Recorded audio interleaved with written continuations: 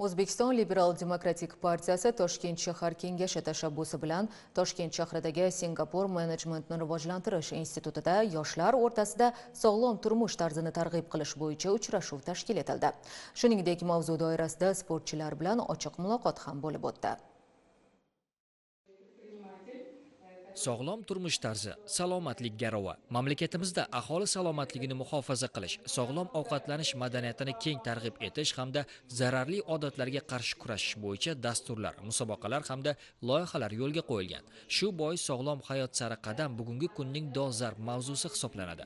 Siyosiy harakatlar, oliy ta'lim muassasalari hamda sportchilar birlashgan holda amaliy choralar ko'rishmoqda. Ushbu uchrashuvda deputatlar, mutasaddi vakillar va sport ustalari muhim ma'lumotlarni talabalarga taqdim etishdi.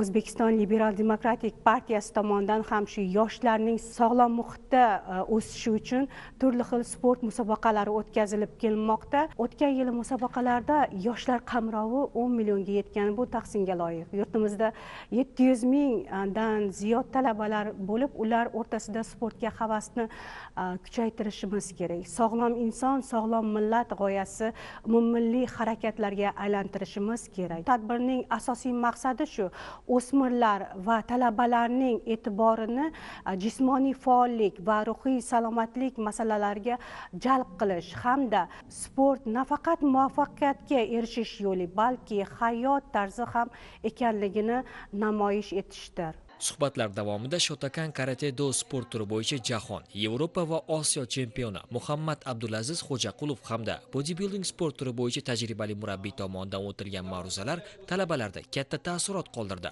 Mehmonlar yigit-qizlarning savollariga qiziqarli va batafsil javoblar berishdi. Я старший тренер.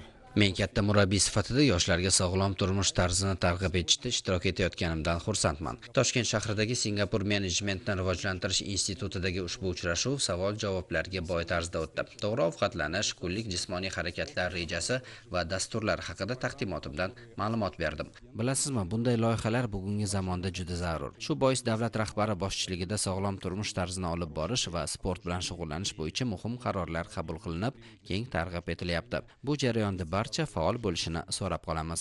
Hozirgi zamonda axborot juda rivojlanib ketyapti va biz yoshlar sportga juda kam vaqt ajratgan bo'lib qoldik. Tadbirda biz yoshlar o'rtasida sog'lom turmush tarzini rivojlantirish masalasi bo'yicha O'zbekiston Respublikasi chempionlari bilan suhbat bo'ldi bugun. Savollar berib, o'zimizga kerakli ma'lumotlar oldik. Endi harakat qilamiz ko'proq vaqt ajratishga, chunki ko'rdik qanaqa foydasi bor sportni.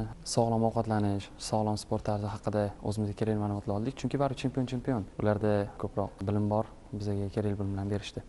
Uchrashuv yakunida yoshlar tomonidan sport va sog'lom turmush tarzini rivojlantirish bo'yicha bir qator takliflar ilgari surildi. Partiya vakillari ushbu takliflarni qo'llab-quvvatlash va amalga oshirish yuzasidan tegishli choralar ko'rishini ma'lum qildilar. Shuningdek, tadbir tashkilotchilari tomonidan faol hamkorlar hamda talabalarga esdalik sovg'alari topshirildi. Diyorbek Abdurahmonov, Zoir Shavkatov, Poytaxt.